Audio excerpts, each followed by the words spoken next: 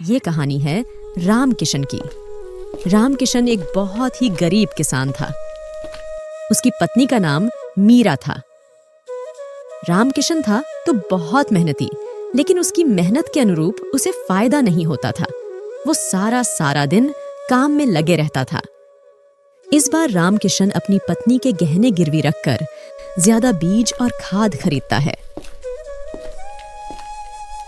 रामकिशन इस बार ज्यादा मेहनत कर रहा था क्योंकि उसे अच्छी फसल होने की उम्मीद थी।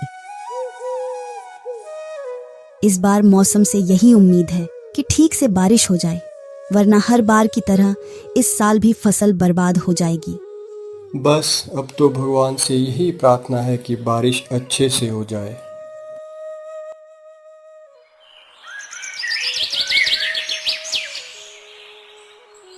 कुछ समय बाद उसके खेतों में उम्मीद के मुताबिक फसल उग जाती है, लेकिन हर बार की तरह इस बार भी कम बारिश होती है, जिसकी वजह से उसकी फसल सूख जाती है। ये देख रामकिशन दुखी हो जाता है। हमने अपनी सारी जमा पूंजी फसल खरीदने में लगा दी। भगवान ही जाने अब हम आगे कैसे फसल उगाएंगे। आप हिम्मत मत हारिए, हम फिर से मेहनत करेंगे और अच्छी फसल उगाएंगे। अब हमें सेठ भंवर लाल से मदद लेनी पड़ेगी। अब वो ही हमारी मदद कर सकता है। अरे सेठ भंवर लाल बहुत चालू आदमी है। वो लोगों को बेवकूफ बनाकर लोगों से पैसे वसूल करता है। हमारे पास और कोई चारा भी तो नहीं है।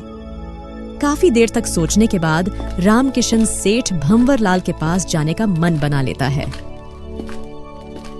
अरे आओ रामकिशन, आज कैसे आना हुआ? वो कुछ नहीं मालिक, मुझे बस थोड़ी सी आपकी मदद की जरूरत थी, इसीलिए आपके पास चला आया। अरे बोलो रामकिशन भाई, हम तो बैठे ही हैं जरूरतमंदों की मदद के लिए। सेठ जी, मुझे कुछ पैसों की जरूरत थी, खाद और बीज खरीदने के लिए। अरे तो इसमें इतना सोचने की क्या बात है? तुम्हें कितने पैसे चाहिए बताओ। सेठ जी, मुझे अभी 10,000 रुपए की ज़रूरत है, और जैसे ही मेरी फसल बिक जाएगी मैं आपके सारे पैसे वापस लौटा दूंगा। अरे रामकिशन, पैसे लौटाने की कोई जल्दी नहीं है, तुम बस 20% ब्याज का ध्यान रखना। रामकिशन लाला के इरादे समझ गया था और उसे मन ही मन गुस्सा भी आ रहा था, लेकिन वो मजबूरी में उसकी बातें सुन रहा था। फिर रामकिशन लाला से पैसे लेकर वहां से निकल गया, लेकिन तभी रास्ते में उसे अपना एक दोस्त मिलता है। रामकिशन भाई, अच्छा हुआ आप मुझे यहाँ मिल गए। अरे मैं तो रोज मिलता हूँ ना, पर तू बता, तू इतना परेशान क्यों लग रहा है? अरे क्या बताओ रामकिशन भाई, मेरी बेटी की हालत बहुत खराब है। अगर समय पे इलाज ना हुआ तो बहुत समस्या हो जाएगी। अरे तो उसे जल्दी अस्पताल ले जाओ। अरे राम भैया, मुझ गरीब के पास इतना रुपया कहाँ से आएगा? अपनी तो सारी फसल सूखे की वजह से बर्बाद हो गई, इसीलिए तो आपके पास आ रहा था। इतने पैसे तो मेरे पास भी नहीं है, और अगर सारे पैसे इसको दे दिए तो मेरे पास बीज और खाद खरीदने के पैसे भी नहीं बचेंगे। परंतु इसकी बेटी का इलाज भी तो ज़रूरी है। एक काम करता हूँ, कुछ पैसे इसको दे देता हूँ। ये लो कुछ पैसे, जाओ और जल्दी से चुटकी को अस्पताल ले जाओ। बहुत बहुत धन्यवाद राम भैया। रामकृष्ण के पास अब थोड़े ही पैसे रह गए थे। कोई बात नहीं, अब इससे जितना भी खाद और बीज आएगा मैं उसी से ही काम चला लूँगा।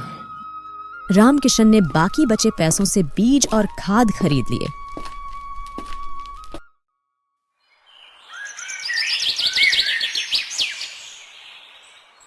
अगले दिन रामकृष्ण जोताई का काम शुरू कर देता है। जोताई करते करते शाम हो जाती है कि तभी उसे मिट्टी में एक चमकती हुई चीज नजर आई।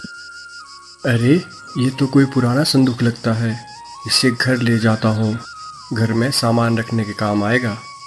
रामकिशन उसे मिट्टी से ऊपर निकाल देता है और उसे अपने साथ घर ले जाता है। मीरा, देखो मैं क्या लाया हूँ। अरे ये संदूक आप कहाँ से लाए? बहुत पुराना लग रहा है। मुझे ये संदूक खेत में काम करते हुए मिट्टी में मिला और मैंने सोचा इसे घर ले आता हूँ, कम से कम घर में सामान रखने के काम तो आएगा। अब आप ले ही आए हो तो इसे रख लेते हैं, इसमें कुछ सामान ही रख लेंगे।